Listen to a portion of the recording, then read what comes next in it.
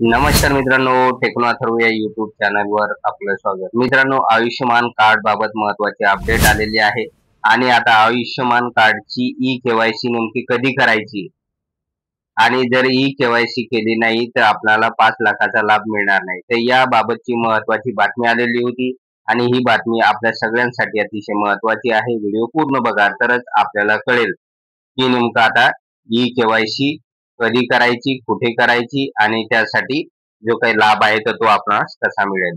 तर मित्रांनो, व्हिडिओला सुरू करण्यापूर्वी नेहमीप्रमाणे एक विनंती करेल, जर आपण या चॅनलवर नवीन असाल तर चॅनलला सबस्क्राईब करा, व्हिडिओला लाईक करा आणि हा व्हिडिओ जास्तीत जास्त लाभार्थ्यांपर्यंत शेअर करा. तर वेळ न घालवता व्हिडिओ सुरू करूया आणि बघूया ती बातमी. तर बघा मित्रांनो, बातमी ही लोकमत न्यूज पेपरने दिलेली आहे. बातमी आजचीच आहे आणि या बातमीमध्ये नेमकं काय सांगितलेलं आहे ते बघूया आपण.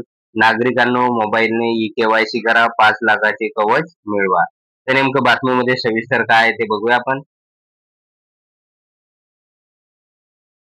तर बघा मित्रांनो, या ठिकाणी आयुष्यमान भारत प्रधानमंत्री जन आरोग्य योजना व महात्मा ज्योतिबा फुले जन आरोग्य योजना अंतर्गत लाभार्थ्यांना प्रति कुटुंब प्रतिवर्षी 5 लाख रुपयापर्यंत मोफत उपचार दिले व मोफत उपचार व शस्त्रक्रिया सुविधा उपलब्ध करून देण्यात आली आहे.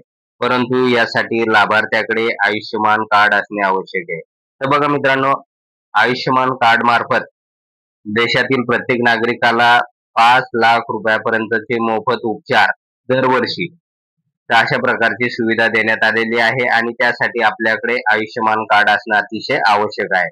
याच अनुषंगाने प्रशासनाच्या वतीने सध्या विशेष मोहीम राबवली जात आहे. तर मित्रांनो, याच अनुषंगाने सध्या जे काही प्रशासन आहे तर त्यांच्या मार्फत अशा प्रकारची मोहीम आता सुरू झालेली आहे.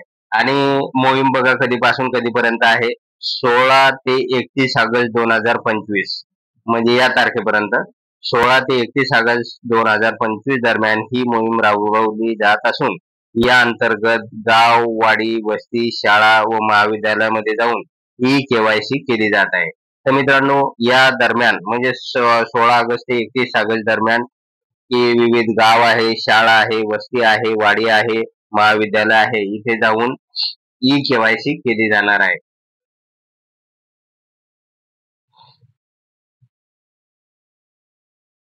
या योजनेअंतर्गत जिल्ह्यातील खाजगी व शासकीय मिळून 31 रुग्णालयात उपचाराची सुविधा उपलब्ध आहे.